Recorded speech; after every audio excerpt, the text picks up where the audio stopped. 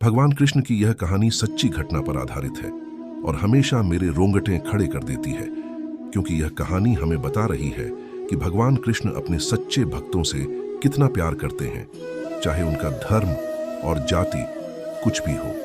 यह कहानी हमें यह संदेश दे रही है कि ये सभी मतभेद इंसानों द्वारा बनाए गए हैं और ब्रह्मांड के भगवान श्री जगन्नाथ स्वामी भगवान कृष्ण का दूसरा नाम के सामने हर कोई बराबर है। तो आइए शुरू करें।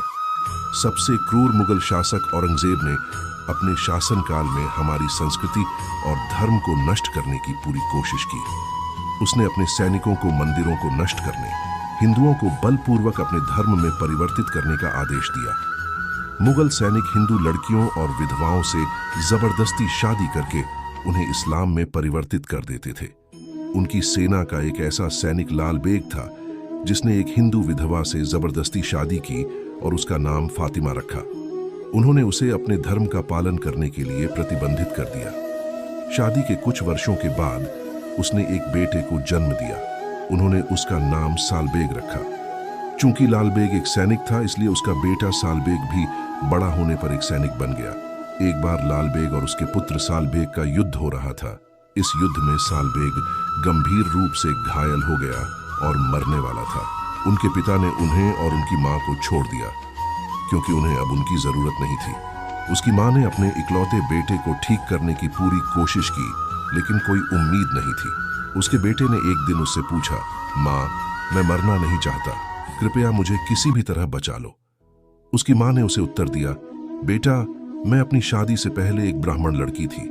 मेरे पिता भगवान कृष्ण के भक्त थे। उन्होंने हमें सिखाया कि भगवान कृष्ण हर उस व्यक्ति की मदद करते हैं जो उन्हें बुलाता है। उससे प्रार्थना करो बेटा, वह तुम्हें ठीक कर देगा। उसने सोचा कि मुझे नहीं पता कि यह काम करेगा या नहीं, लेकिन मैं ऐसा करूंगा क्योंकि मुझे ठीक करने वाला कोई नहीं है। वह भगवान कृष्ण के नाम का जप करना शुरू कर देता है। इस प्रकार 12 दिन बीत गए।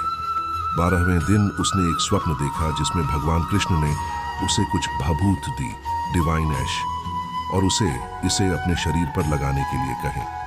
जब वह उठा तो वह भभूत उसके हाथ में था। उसने उसे अपनी चोटों पर लगाया। वह ठीक हो गया। उसने अपनी मां को बुलाया और उसे अपना सपना बताया और बताया कि वह कैसे ठीक हो गया। इस घटना ने उनकी मानसिकता बदल दी और अब उन्होंने अपना जीवन भगवान कृष्ण की भक्ति में समर्पित कर दिया। उन्होंने वृंदावन की गलियों में घूम घूम कर भगवान की स्तुति में अनेक छंदों की रचना की।